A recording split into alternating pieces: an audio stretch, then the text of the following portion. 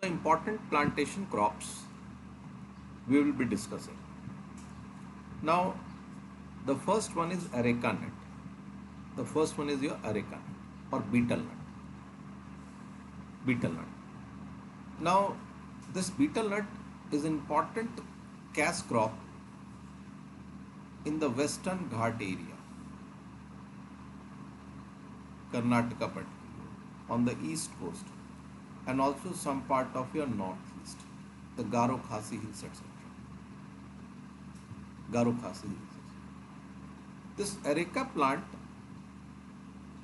is a tall and erected palm variety, erect palm, and the height can vary. The height can depend on the environmental condition. For example, this is take a look at this. This is the photograph of your areca nut tree. You will find the height is more than the coconut tree. Height is more than coconut, greater than coconut height. And the stems are thinner, or the diameter of the stem of areca nut is less than that of the coconut. You will also find at the top canopy leaf it is slightly different as compared to the coconut plant. As compared to the coconut plant. So, tall and erect palm variety. Height would vary according to the environmental condition. India is the largest producer as well as consumer of betel nut. We are both producer, we are both the largest producer as well as the consumer of betel nut. And you will find betel nut has religious, social and cultural aspect, and also economic aspect. Religious, in all the religion, in mostly in you will find here they use the palm leaf and also your betel nut. Social custom, cultural celebration, they have been a part of our system for centuries. The betel nut has been part of our system for centuries. This betel nut or areca nut also has application in Ayurvedic and veterinary medicine. This is the application in Ayurvedic and veterinary medicine also. And chewing of tobacco is also a type of habitat, typical habitat in the Indian subcontinent. In many areas you will find people have the habit of chewing chewing your betel nut. And in the recent time, one bad thing is there, you will observe that people are also consuming your gutka, pan parag and gutka thing. So basically gutka, one of the important component of gutka is your betel nut. One of the important component of gutka is betel nut. The largest producer of betel nut in India is Karnataka. And to limited scale, this is also cultivated in Tamil Nadu, Meghalaya, West Bengal, Maharashtra, Goa, etc. And in many part, it is a honor to give betel nut to the guest. Betel nut would be given to the guest, and that is part of the culture. Betel nut contains tannin and polyphenol. The typical taste of betel nut is due to presence of tannins and polyphenol. Tannins and polyphenol. And this is considered to be beneficial in worm infection.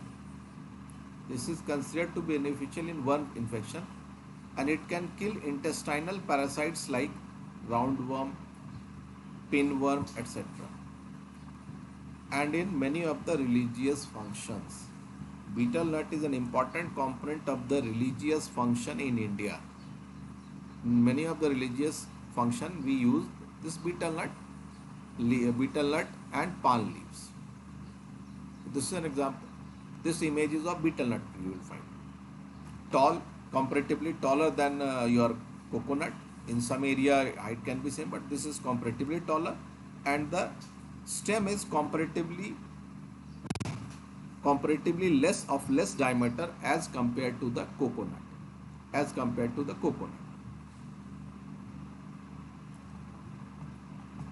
The second major, the second one is your cardamom.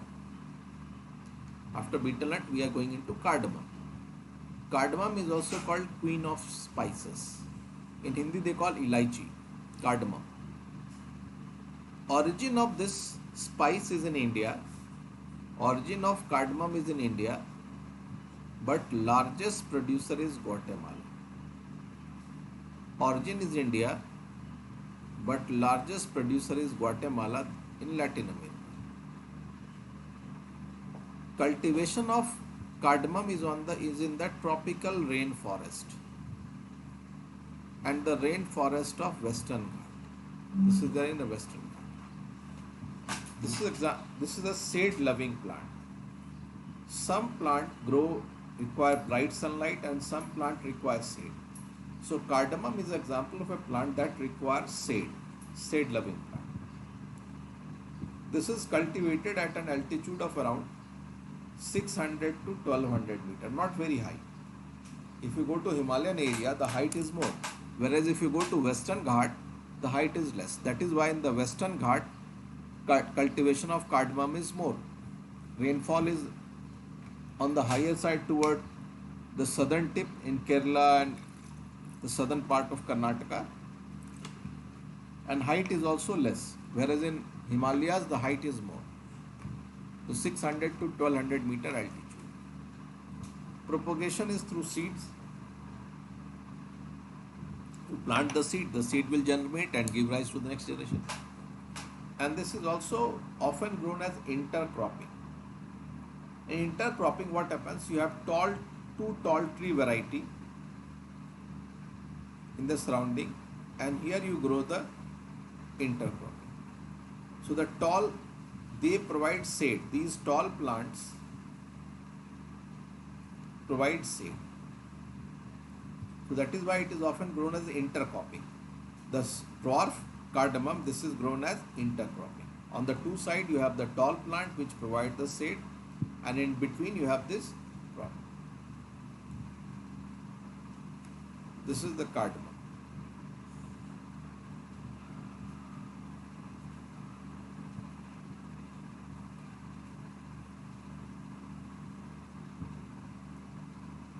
Along with palm, areca nut and other, it can be grown. So there is the concept of your intercropping. This is also used as a flavoring agent. Cardamom gives a very good flavor, smell. So in both oriental dishes in across Asia, this is added to different kind of dishes, both traditional and modern. Due to the smell, due to the aroma, this is used in almost, not almost all, but in many of the Asian dishes. The cardamom oil is used as ingredient in food preparation, perfumery, health food medicines, beverages, etc. So cardamom oil also has application right from food to medicine to beverages. So wide variety of uses there in case of cardamom oil.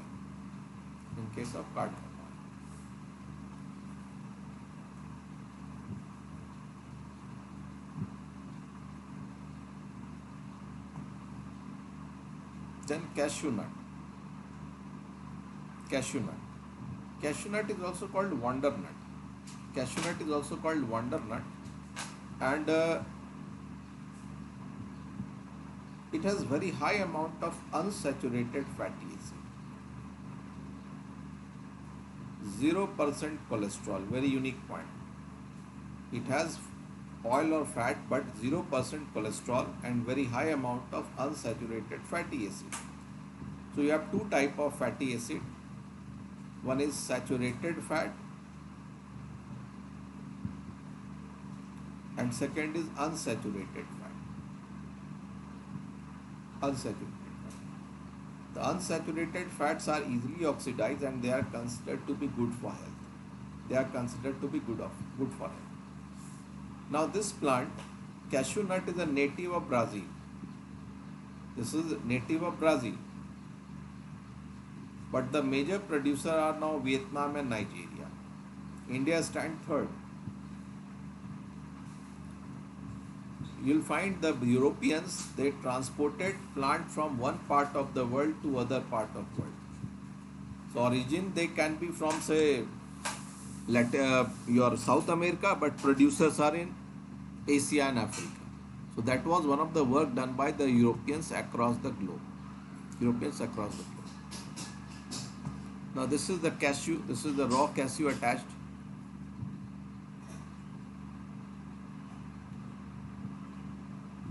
And this is the cashew apple.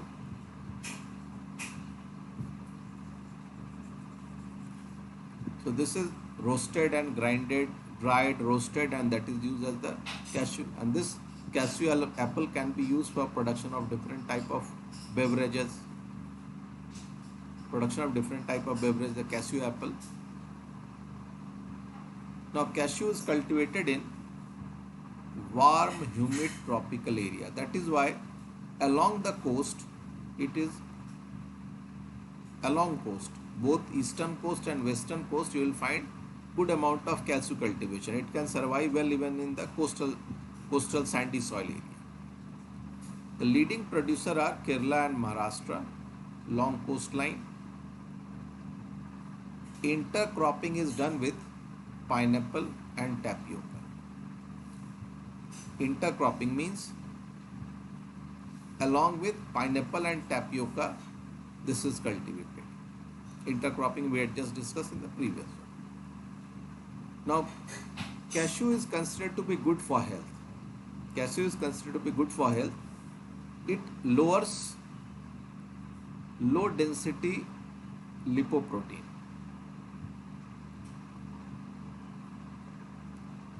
Cashew lowers low density lipoprotein or bad cholesterol. Bad cholesterol. Low density lipoprotein are considered to be bad cholesterol, and high density lipoprotein are considered to be good cholesterol. And high density lipoprotein are considered to be good cholesterol.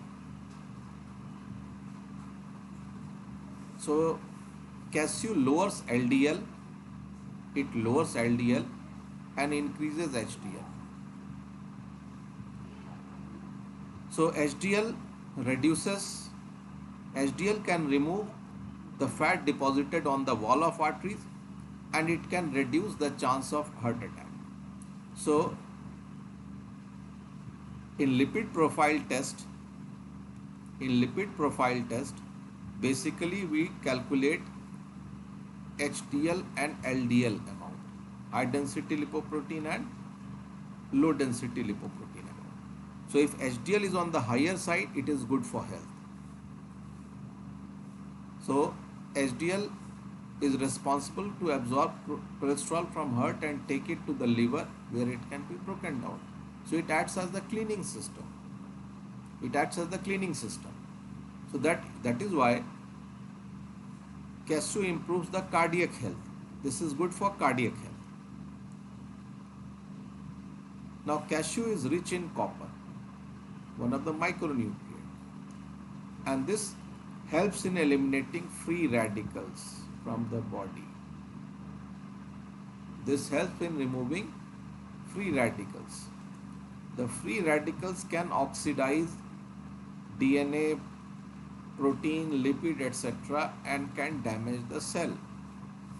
Free radicals can damage the cell or the cellular component. Free radical, they can damage fat, protein, and even DNA. Different components can be damaged by free radicals. They can be damaged by the free radicals. Another interesting plantation crop is cinchona. You will find that in the recent time of COVID, you had a lot of discussion about a drug called hydroxychloroquine, HCQ, hydroxychloroquine. So the basic drug behind HCQ is chloroquine or quinine. Quinine is the basic drug behind that, which is chemically converted into hydroxychloroquine. Now we get this drug from this plant called cinchona. We are getting drug quinine from the plant cinchona. And this plant is a native of South America. It belongs to South America, and the Europeans introduced this plant in India. And in India it is grown in Nilgiri Hills in Tamil Nadu. This is an evergreen tree. Propagation or the next generation would be through seeds and vegetative propagation by cutting. You cut one portion of the stem or a branch and you place in moist soil. Roots emerge from the base and this can give rise to the next generation. This can give rise to the next generation. We get quinine from the bark of cinchona tree. Basically, bark is being used for commercial production of cinchona. Bark. Quinine is alkaloid in nature. Chemical nature is alkaloid. We get quinine from the bark of cinchona tree. It is alkaloid in nature. Then all of us in the recent times consume lot of chocolate. And one of the important gift item is chocolate these days. The source of chocolate is from cocoa. And this we get from pod of the cocoa tree. The fruit of the chocolate tree is called pod. This is fermented, and from inside the pod we get the chocolate or the cocoa seeds. So this is a plant of upper Amazon basin, that is Brazil. Like rubber, this is again a plant from upper Amazon basin. But now Africa, Ivory Coast is the largest producer of cocoa. So plant of South America, this is a plant of South America, but now at present major producer is in Africa. At present major producer is Africa. So there are negative and positive side of colonization. One very rare positive side is your spread of these commercial crops. It is a shade loving plant. And this is generally planted under coconut and betel nut tree. These are the betel nut tree on the side, and beneath that you have this. So this is coconut or betel nut. This is coconut, or you can put betel nut tree over here. Coconut or betel nut. And in between them you have the cocoa tree. And between them you have the cocoa tree. That is. So these tall trees provide shade, and the plant will grow under the shade. This is the concept of intercropping. In India, the three southern states, Kerala, Tamil Nadu and Karnataka, they are the leading producer of cocoa.